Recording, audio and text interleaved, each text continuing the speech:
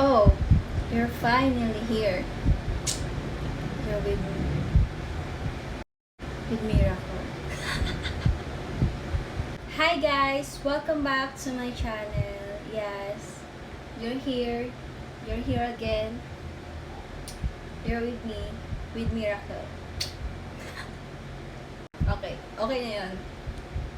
Eto na nga, yung pag-uusapan natin ngayon is about intermittent fasting, which is palagi kong ginagawa and nakasanayan ko na rin talaga siya na nakatulong sa akin para hindi ako makapag-gain ng weight, and also dahil din kasi doon parang mas naging okay yung skin ko, mas nag-improve and nabawasan yung mga acne ko sa mukha, kaya malaki din tulong din ng ginagawa kong intermittent fasting.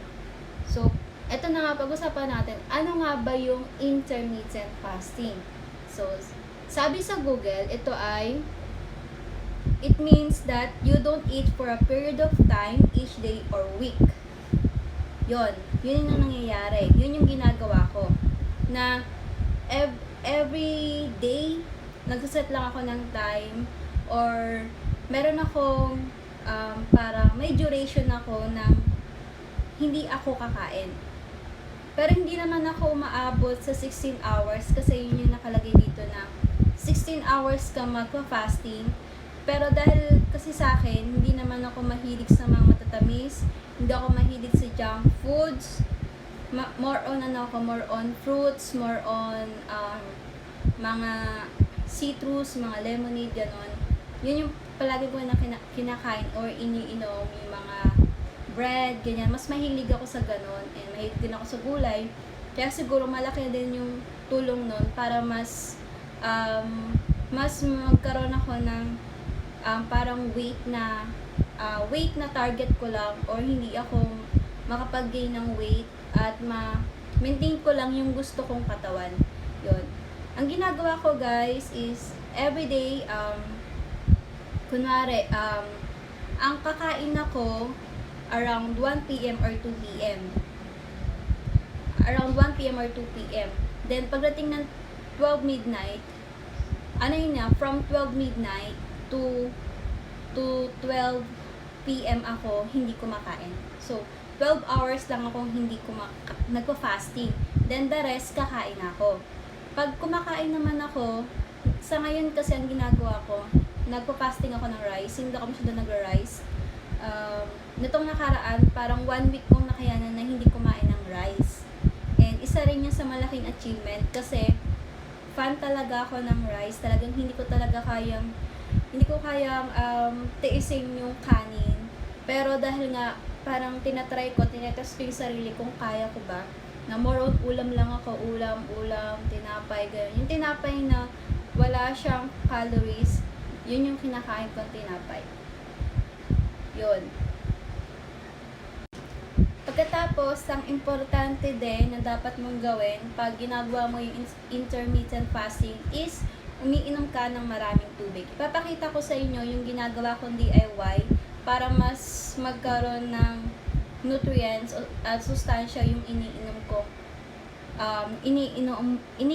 kong tubig. Ito siya guys, ito yung iniinom kong tubig. Pag talagang sipag talaga ako mag-prepare nito, ito yung iniinom kong tubig. May kasama siyang cucumber at saka lemon. Ibababad ko lang siya dito. Tapos, itong tubig na to, super sarap niya. And, para sa akin mas nauuhaw ako, kaya mas lalo akong umiinom ng maraming tubig, which is nakaka-help talaga, lalo na sa skin mo, sa digestion mo, and super laki ng benefit nito na imbis nakakain ka ng mga or iinom ka ng mga drinks na dapat hindi mo iniinom, is ito na yung pamalit mo. At isa rin sa mga bagay na ayaw ko kasi pagka nagigain ako ng weight, imbes na medyo lumaki yung braso ko, medyo lumaki yung balakang ko, or yung legs ko, hindi ganun yung nangyayari. Kasi once na nag-gain ako ng weight, ang nangyayari, yung mukha ko lang talaga yung lumalaki. Kaya, talagang, iniiwasan ko yun kasi nagiging floppy yung face ko and nawawala yung jawline. Kaya yun ang gusto kong iwasan. Kaya talagang nag-start ako mag-intermittent fasting nitong last January. Pero nung dati pa naman, ginagawa ko na siya pero hindi ko lang siya nahahalata sa sarili ko um, kasi hindi ko lang siya nahalata kasi nga hindi ko napapansin na nagagawa ko na pala talaga siya. Kasi madalas akong mahaba yung tulog ko, then gigising na ako ng 2 p.m. ganun. Pag walang klase, gigising na ako ng 2 p.m. Then doon ako kakain. Pagkatapos, hindi rin ako morning person, hindi rin ako mahilig mag-breakfast. Ang ginagawa ko lang pagkagising, 1 hour, inom lang ako ng tubig. Tubig lang yung inumin ko. Then after 1 hour, tsaka ako magtitimpla ng kape. Tapos tsaka ako kakain ngayon ng tinapay, napapalamanan ko ng peanut butter. Or ito-toast ko yung tinapay, tapos magpa-fried ako ng egg, which is kailangan, pagka gusto mo magkaroon ng muscle, kailangan ng protein. Yun yung ginagawa ko. Sa mga gustong mag-try o gawin yung intermittent fasting, kasi yung intermittent fasting kasi guys, hindi ka talaga nagda-diet eh. Kasi, kunwari ako, 16 hours ako magpa-fasting, then yung 8 hours na meron pa 24 hours, doon ako kakain.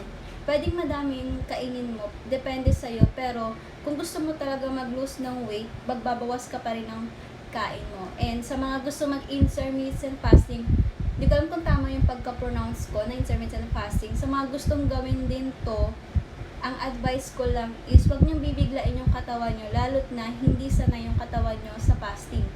Lalo't hindi ka sanay mag-fasting, hindi mo kayang endure yung gutom mo, hindi mo kayang mag-taste ng hindi ka kakain, hinay-hinay lang. Like, sa una siguro gawin mo ng, imbis na 16 hours ka magpa-fasting, try mo muna 10 hours ka magpa-fasting, then yung 24 hours kakain ka doon. Pero, huwag ka naman kakain ng mga heavy meal.